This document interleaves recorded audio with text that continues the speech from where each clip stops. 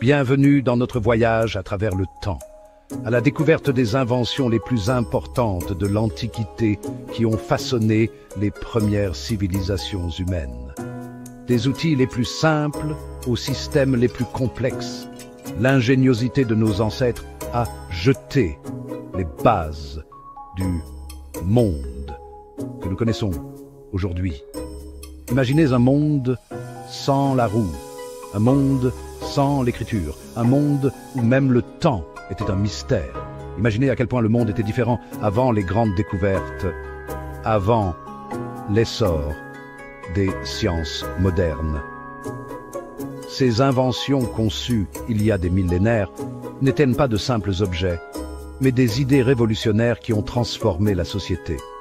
Tout comme l'invention de l'imprimerie par Gutenberg a changé le cours de l'histoire, ou comme le cinéma a révolutionné le monde du spectacle.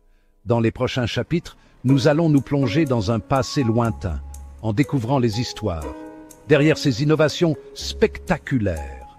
Comme les fouilles de Pompéi et d'Herculanum nous ont tant appris sur la vie quotidienne des Romains, ou comme les découvertes archéologiques en France nous renseignent sur les peuples gaulois. Nous explorerons leurs origines, nous comprendrons comment elles fonctionnaient et nous constaterons leur profond impact sur le cours de l'histoire humaine. Un voyage des pyramides d'Égypte aux merveilles de la Grèce antique, en passant par les innovations qui ont façonné le monde moderne.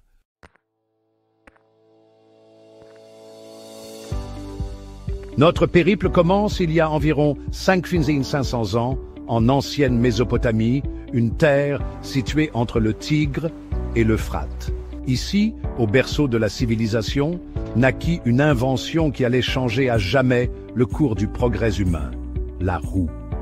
Avant ce moment crucial, le transport des marchandises et des personnes était une tâche ardue, qui dépendait souvent de la force humaine ou de la capacité limitée des animaux de bas. Imaginez combien cela devait être épuisant, un véritable travail d'Hercule.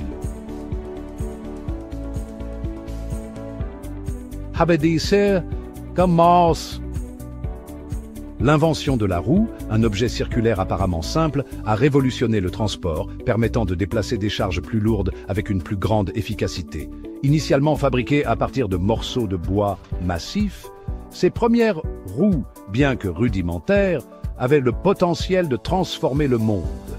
Comme le dit le proverbe, « Les derniers seront les premiers ». L'impact fut immédiat et considérable. Un véritable bond en avant. Comme passer d'une 2CV à une Ferrari. Les agriculteurs pouvaient transporter leurs récoltes plus facilement. Les armées pouvaient se déplacer à une vitesse sans précédent. Imaginez un peu. Napoléon, avec des canons sur roues. Et les routes commerciales ont étendu leur portée, reliant des communautés distantes comme une sorte de voie royale de l'Antiquité. La roue, en somme, a mis l'humanité sur la voie d'un avenir plus interconnecté et dynamique.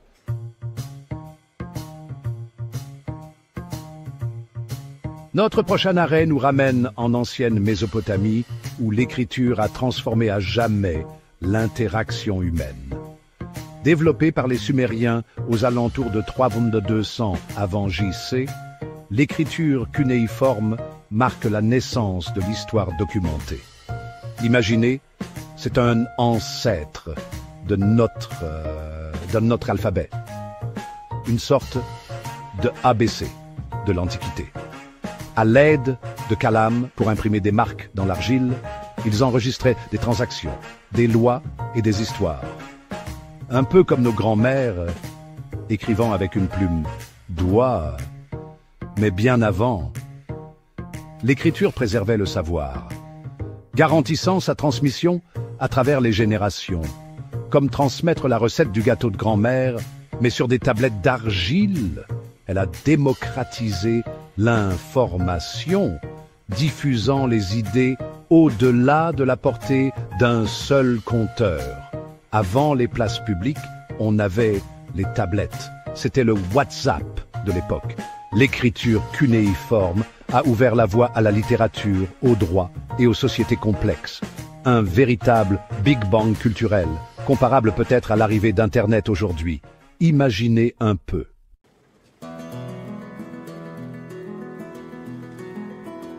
Le Nil, âme de l'Afrique, nourrissait le papyrus.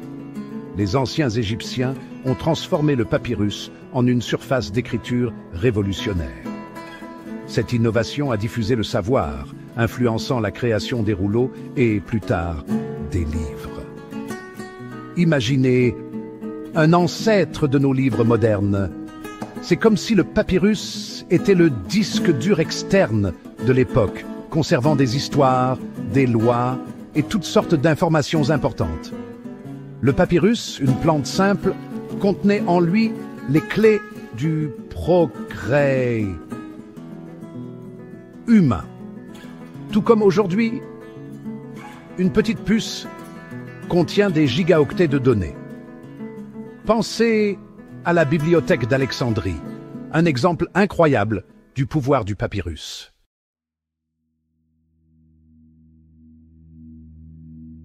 Aux quatre coins du monde, des plaines fertiles du Nil aux jungles denses de la Mésoamérique, les civilisations anciennes ont été confrontées à un défi commun.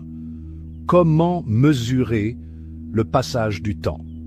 La réponse se trouvait dans les cieux. Les Égyptiens ont reconnu un modèle céleste, un cycle d'environ 365 jours. Cela a conduit à la création d'un calendrier leur permettant d'anticiper les crues vitales. Tout comme l'agriculteur qui attend la crue du fleuve São Francisco pour irriguer ses plantations. Pendant ce temps, les Mayas ont développé leur propre système de calendrier sophistiqué. Ils ont enregistré les mouvements du Soleil, de la Lune et de Vénus. Ces calendriers sont devenus des outils essentiels pour l'agriculture, le gouvernement et les pratiques religieuses. Ils ont fourni un cadre pour comprendre le monde naturel et planifier l'avenir, un peu comme notre grille de programmes télévisés nous guide à travers la semaine.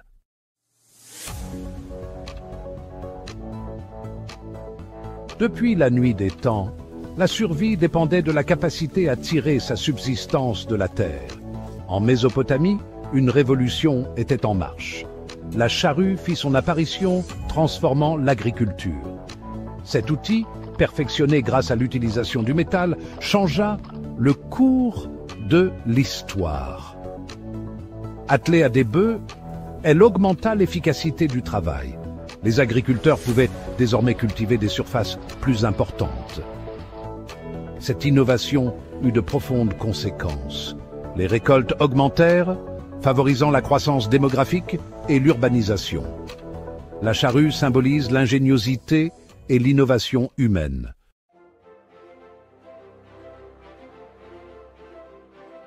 Le temps, force implacable, régit la vie de toutes les créatures sur Terre. Pendant des millénaires, les êtres humains ont cherché à comprendre et à mesurer son passage. Au berceau de la civilisation, où le soleil brillait impitoyablement sur les anciens Mésopotamiens et Égyptiens, une invention simple mais ingénieuse a émergé. Le cadran solaire. Fait de pierre, de bois ou de métal, le cadran solaire utilise le mouvement du soleil à travers le ciel pour suivre le passage des heures. Un gnomon central projette une ombre sur une surface marquée, dont la position indique l'heure du jour. Cet appareil ingénieux, bien que simple dans sa conception, a représenté un bond profond dans la capacité de l'humanité à organiser sa vie. Grâce au cadran solaire, ces premières civilisations pouvaient diviser leur journée en segments, permettant la planification d'activités, de cérémonies religieuses et l'organisation du travail.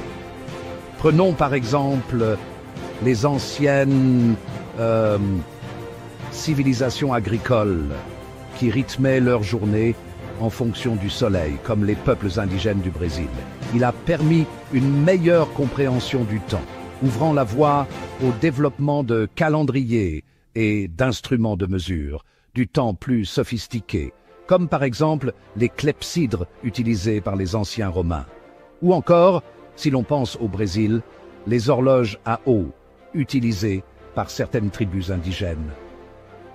L'humble cadran solaire témoin de l'ingéniosité humaine, a marqué nos premiers pas vers la découverte des secrets du temps, tout comme les études du père Bartolomeu Lourenço de Gusmão, un génie brésilien, qui, avec ses expériences sur les ballons, nous a fait regarder le ciel avec un autre regard.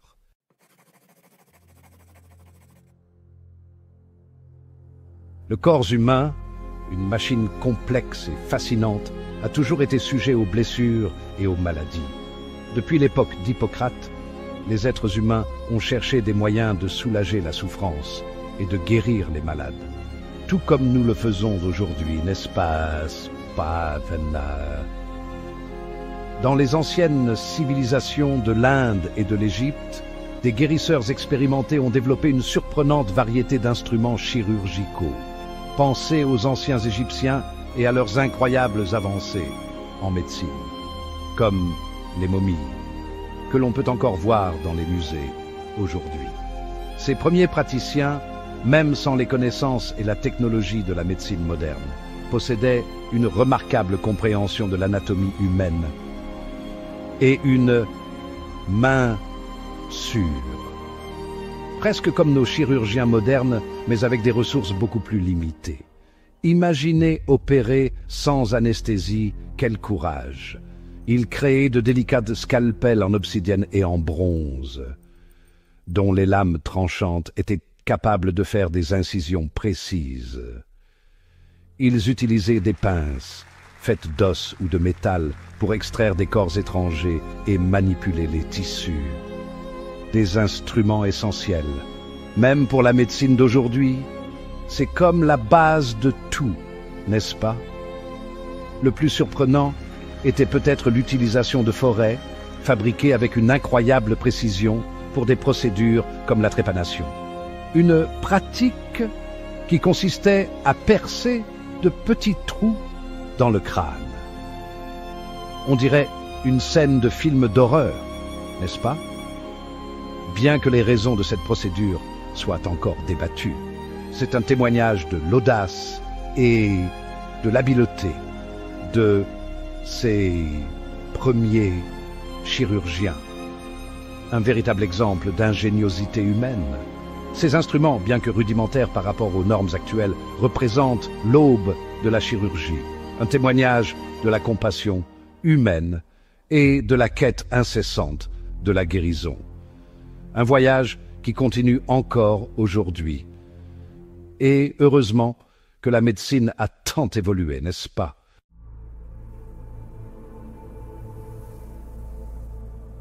La navigation, l'art de trouver son chemin, est une compétence aussi ancienne que l'humanité elle-même.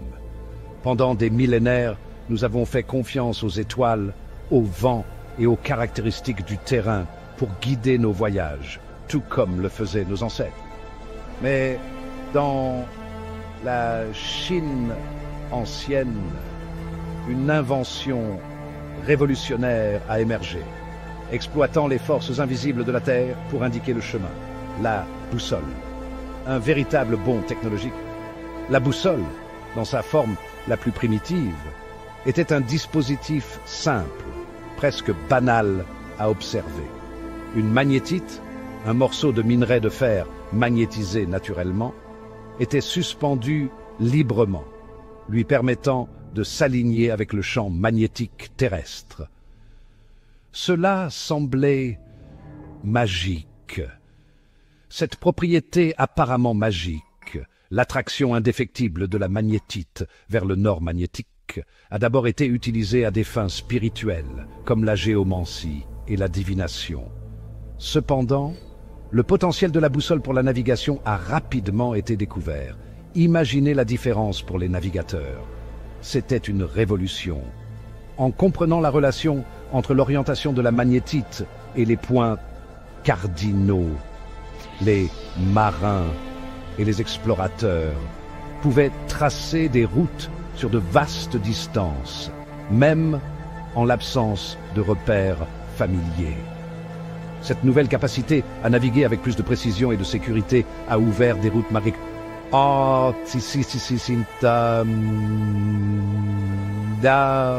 faciliten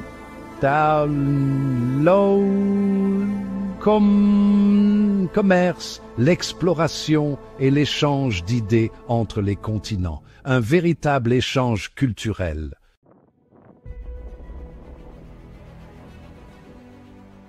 Des imposantes pyramides d'Égypte aux impressionnantes ziggourats de Mésopotamie, les Romains ont révolutionné la construction avec le béton.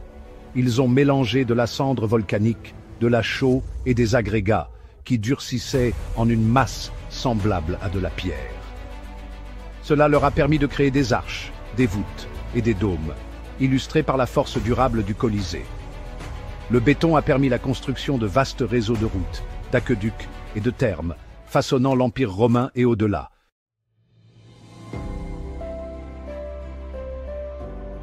L'eau, sève de toute civilisation, a représenté un défi singulier pour les Romains. À mesure que leur cité grandissait, leur soif de cette précieuse ressource augmentait également. Rivières et puits ne suffisaient plus à étancher la soif de Rome.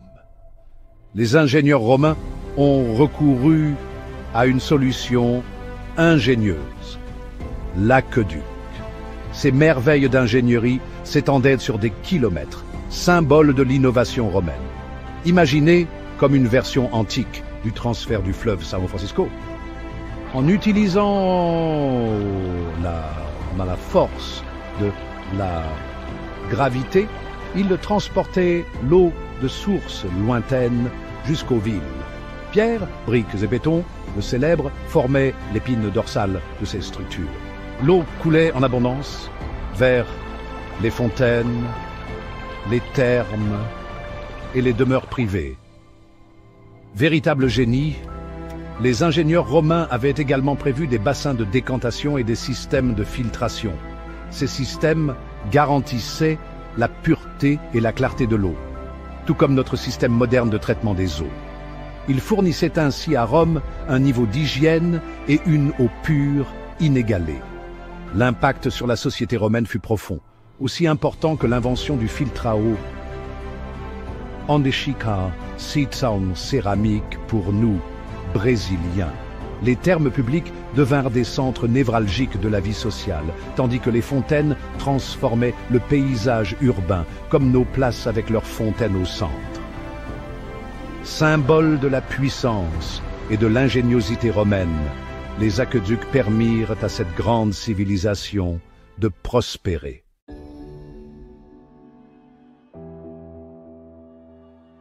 Le croissant fertile de l'ancienne Mésopotamie a prospéré grâce aux eaux vitales du Nil, du Tigre et de l'Euphrate.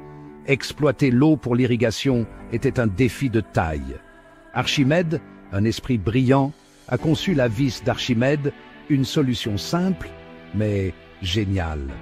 Une lame hélicoïdale tourne à l'intérieur d'un cylindre creux, élevant l'eau.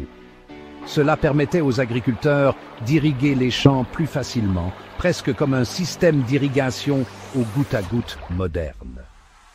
Le dispositif était polyvalent et efficace, une véritable trouvaille.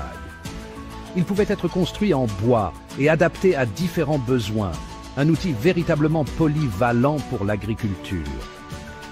Son impact sur l'agriculture fut significatif, comparable à l'introduction du tracteur dans des temps plus récents.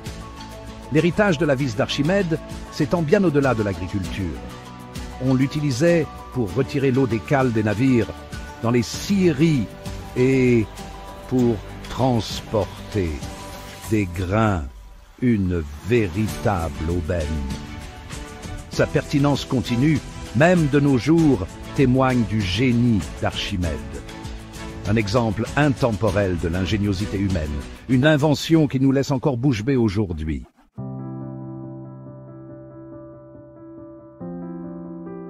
Le besoin de quantifier le monde qui nous entoure est une impulsion humaine fondamentale. Du comptage sur les doigts jusqu'à la bac, les humains ont toujours cherché des moyens de gérer les calculs. Pensez par exemple aux bergers qui utilisaient des cailloux pour compter leurs moutons. Tout comme le faisaient nos ancêtres. Vous vous souvenez de ces jeux d'enfants où l'on comptait sur ses doigts? C'était le début de tout. Développé aux alentours du 4e millénaire avant Jésus-Christ, l'abaque a représenté une avancée considérable. Imaginez la révolution, un peu comme le passage du franc au euro. Cet instrument simple permettait de réaliser des calculs complexes, facilitant le commerce et la construction. C'était comme notre ancienne calculatrice, mais bien plus ancien, une sorte de ancêtre de la calculatrice. Aujourd'hui encore, l'abaque demeure un témoignage de l'ingéniosité humaine, un véritable ancêtre de l'ordinateur. Des tablettes d'argile aux smartphones modernes, le chemin parcouru par le calcul était véritablement fascinant.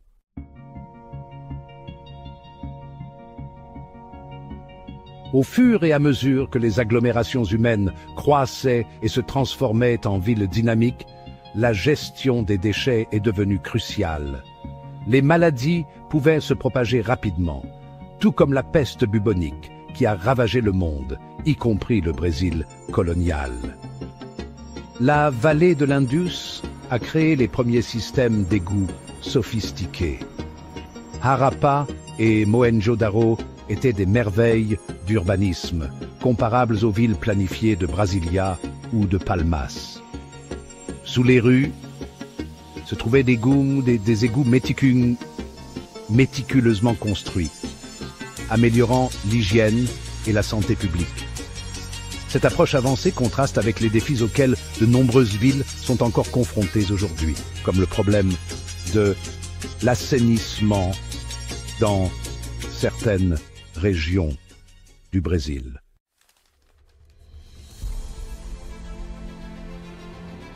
Dans les annales de l'histoire, peu d'inventions ont eu un impact aussi profond que la poudre à canon. Ce mélange de soufre, de charbon de bois et de nitrate de potassium, disons, a changé la guerre à jamais. Des alchimistes en Chine au IXe siècle, à la recherche de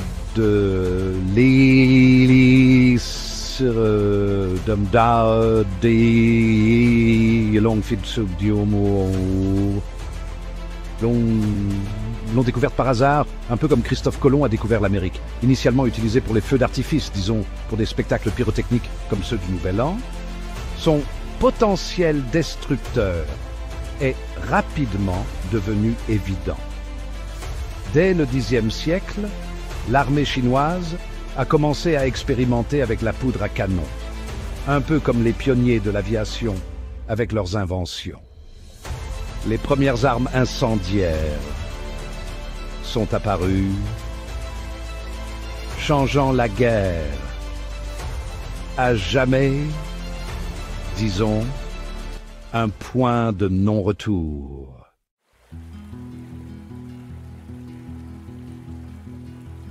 Du delta luxuriant du Nil aux plaines fertiles de la Mésopotamie, d'anciennes civilisations ont prospéré, mais ces terres n'ont pas toujours été hospitalières.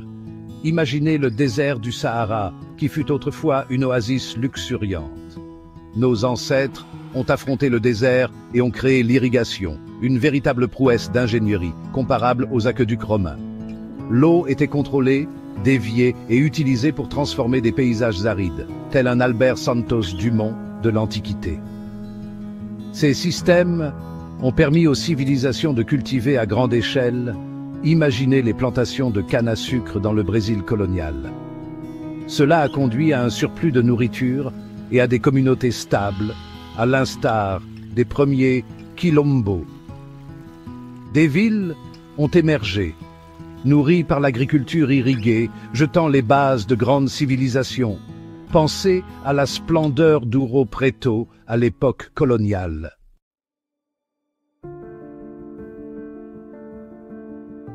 De l'immensité du cosmos jusqu'au fonctionnement complexe de l'atome, les nombres sous-tendent notre compréhension de l'univers.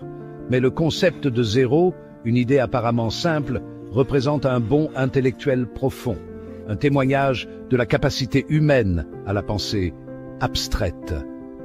Tandis que d'autres cultures anciennes luttaient pour représenter le néant, C'est dans l'Inde ancienne, aux alentours du siècle de notre ère, que le zéro a émergé comme une entité numérique distincte. Songez par exemple au concept de shunya dans la philosophie indienne. Ce concept révolutionnaire, dénoté par un simple point ou un cercle, a surmonté les limitations des systèmes numériques antérieurs, qui peinaient à exprimer l'absence de valeur. Imaginez, essayez de faire des calculs, comme le faisaient les anciens Romains. Le zéro, en tant que marqueur de position et en tant que nombre à part entière, a libéré le potentiel des mathématiques, ouvrant la voie à des calculs plus complexes et au développement de l'algèbre.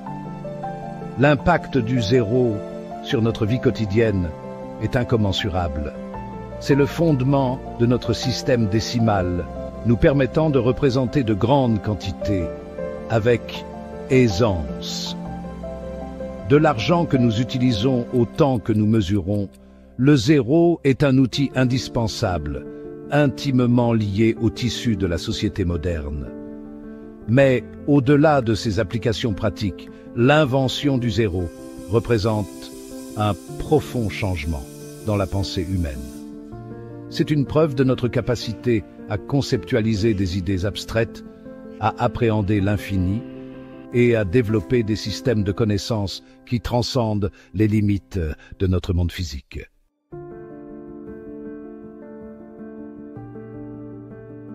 De l'immensité du cosmos à l'atome, les nombres sont le fondement de notre univers. Le zéro, un simple point ou un cercle, est né dans l'Inde ancienne. Il a révolutionné les mathématiques, permettant des calculs complexes. Aujourd'hui, le zéro fait partie intégrante de notre vie quotidienne.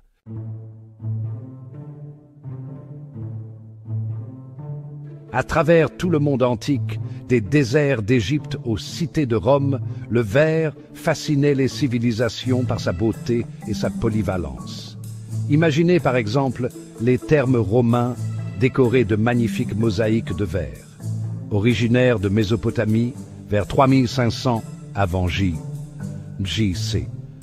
Le verre naissait du sable, de la soude et de la chaux. Tel un alchimiste transformant des éléments simples en quelque chose de précieux, presque une alchimie. Ce mélange, en refroidissant, se transformait en une substance unique. Les premiers artisans créaient des perles, des amulettes et des vases complexes, des objets de grande valeur, aussi précieux que des bijoux de nos jours. L'ajout d'oxyde métallique créait des couleurs vibrantes, augmentant la fascination pour le verre. Une touche de raffinement, comme on dirait aujourd'hui. Les techniques de production du verre se sont répandues, élargissant ses usages. Un peu comme les recettes traditionnelles françaises, chaque région avec ses particularités. À Rome, la technique du soufflage a prospéré, permettant la création de coupes et de bols délicats. Imaginez les banquets impériaux avec ces pièces. Les vitres des fenêtres permettaient à la lumière d'entrer dans les maisons et les bâtiments. Une révolution comparable à l'invention de l'ampoule pour nous. La canne de soufflage a révolutionné la production de verre, permettant la création de pièces plus grandes. Un bond technologique impressionnant, sans aucun doute. Le verre est devenu partie intégrante des sociétés anciennes, reflétant leur ingéniosité.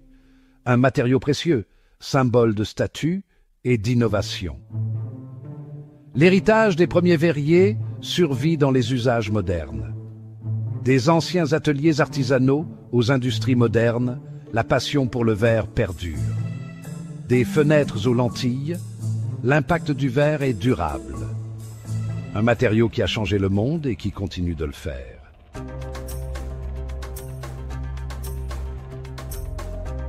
Des tapisseries complexes de l'Europe médiévale aux précieuses soies d'Orient, les tissus ont longtemps été appréciés pour leur beauté et leur utilité.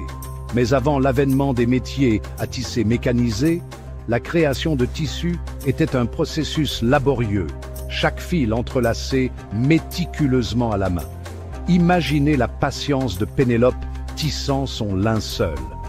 L'invention du métier à tisser, une structure utilisée pour maintenir les fils de chaîne tendus pendant que la trame est entrelacée, a révolutionné la production textile. Les preuves suggèrent que les métiers à tisser étaient déjà utilisés au néolithique, démontrant la longue histoire de l'ingéniosité humaine à transformer des matières premières en objets essentiels. Prenons l'exemple de la fabrication d'un bon cureau de maïs. Le principe de base du métier à tisser, des fils qui se croisent à angle droit pour créer un tissu, est resté étonnamment constant au fil des millénaires. Cependant, le métier à tisser lui-même a connu d'innombrables variations et améliorations dans différentes cultures, tout comme les recettes de brigadeiro varient à travers le Brésil. Des métiers à tisser à ceinture simple utilisés par les tribus nomades aux métiers à tisser. Jacquard complexe capable de produire des motifs complexes, cette invention a joué un rôle fondamental dans la formation du monde des tissus que nous connaissons aujourd'hui.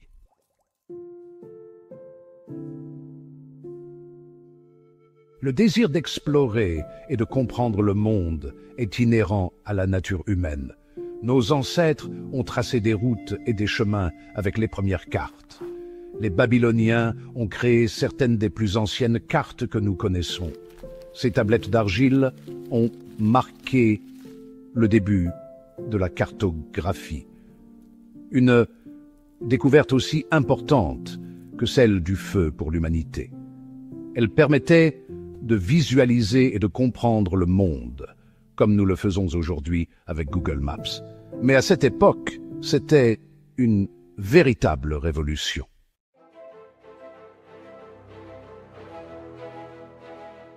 Les mathématiques, avec leur logique élégante, ont été un pilier fondamental de la civilisation humaine. Le théorème de Pythagore est essentiel à la géométrie. Attribué à Pythagore, il établit que, dans un triangle rectangle, le carré de l'hypoténuse est égal à la somme des carrés des cathètes. Ce théorème était connu bien avant Pythagore. Imaginez, les Babyloniens et les Égyptiens l'utilisaient dans l'architecture et l'arpentage, tout comme nos ingénieurs et géomètres modernes. Ces principes universels transcendent les cultures et les époques, comme un véritable langage universel.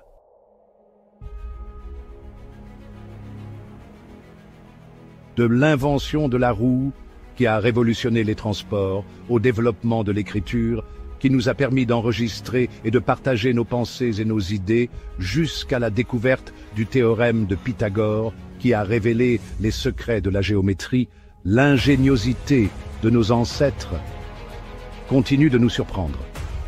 Ces inventions anciennes, nées de la nécessité, de la curiosité et d'un désir inébranlable d'améliorer la condition humaine, n'ont pas seulement façonné les premières civilisations, mais ont également jeté les bases du monde moderne dans lequel nous vivons aujourd'hui.